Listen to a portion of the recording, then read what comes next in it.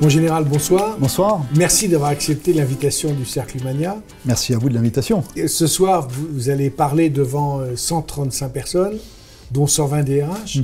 Et nous sommes convenus que vous alliez parler de l'engagement, parce que dans la gendarmerie, et notamment au GIGN, vous êtes des as de l'engagement. Alors effectivement, ça a un côté un peu exacerbé au GIGN, puisqu'en fait on s'engage pour plusieurs choses. On s'engage principalement pour la mission.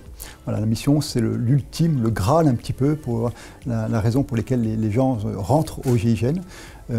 Et la deuxième motivation qui pousse les gens à rentrer au GIGN, c'est certainement pas l'argent, puisqu'on est payé comme tout militaire de la gendarmerie.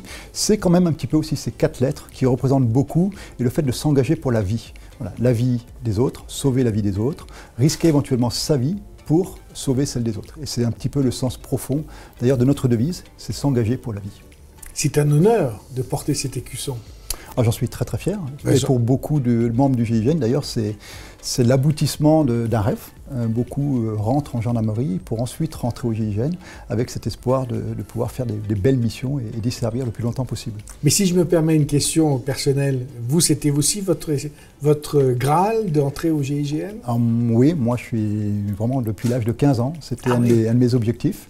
Et tout a été guidé, des fois on a des choix un petit peu stratégiques à faire, que ce soit au bac, ensuite en prépa. Moi j'étais admis à Polytechnique et on m'a dit il n'y aura pas de polytechnicien au GIGN. Donc j'ai dit j'irai à Saint-Cyr parce qu'à Saint-Cyr c'est mieux pour préparer le GIGN. Et au final, 27 ans plus tard, puisque je suis rentré au GIGN en 1995, je ne regrette absolument pas tous mes choix. Après c'est facile de le dire après. Au début on ne sait pas trop où on va, on ne sait pas dans quelle aventure on va. Surtout que le GIGN a évolué, a beaucoup évolué. Initialement, le GIGN, quand je suis rentré, c'était 80 personnes. Donc on y restait pour 5-6 ans. Ensuite, le GIGN est passé à 400 et aujourd'hui, le GIGN a 1000, qui explique que ce soit un général de division qui commande le GIGN, alors que quand je suis rentré, c'était un commandant. Donc avec un espoir au début peut-être d'y rester 5, 6, peut-être d'y revenir 3, 4 ans. Et aujourd'hui, 27 ans plus tard, je suis encore au GIGN. C'est extraordinaire, vous avez réalisé le rêve de votre vie, finalement. Si je devais, je le dis souvent à des jeunes, je dis fixez-vous des objectifs, parce que si jamais je devais refaire le film, je referais exactement le même film avec les mêmes joueurs. Bravo mon général, ça c'est vraiment de l'engagement. Et vous allez nous convaincre, montrer à nos DRH quelle est la voie à suivre en fait pour l'entreprise. La voie à suivre, c'est pour l'entreprise, oui. Alors c'est d'abord une voie personnelle, c'est un choix vraiment de choisir et de se donner les moyens, parce que ça demande quand même beaucoup de sacrifices. Sûrement. Sacrifices personnels, sacrifices aussi pour la famille, parce qu'on engage une famille en général avec nous. Et après la voie à suivre pour une entreprise, j'espère pouvoir leur donner éventuellement quelques, non pas orientation, mais en tout cas que si le GIGN peut les inspirer, ce serait une très bonne chose. C'est certainement salutaire parce que l'entreprise est un peu en crise avec le manque d'engagement ou le nouvel engagement qu'il faut susciter chez notamment les jeunes générations. Donc il faut que nous trouvions un sens à leur donner.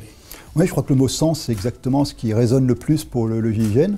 D'ailleurs, c'est un peu le rôle pour moi du chef, de donner du sens à l'action. Après, il y a une grande marge de manœuvre à l'intérieur, une grande liberté d'action, contrôlée quand même, avec une limite gauche et une limite droite.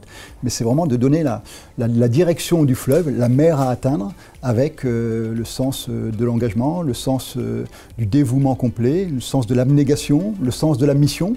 Pourquoi on fait ça? Il faut régulièrement leur expliquer, parce que certains partent des fois un petit peu de travers et il faut les réorienter.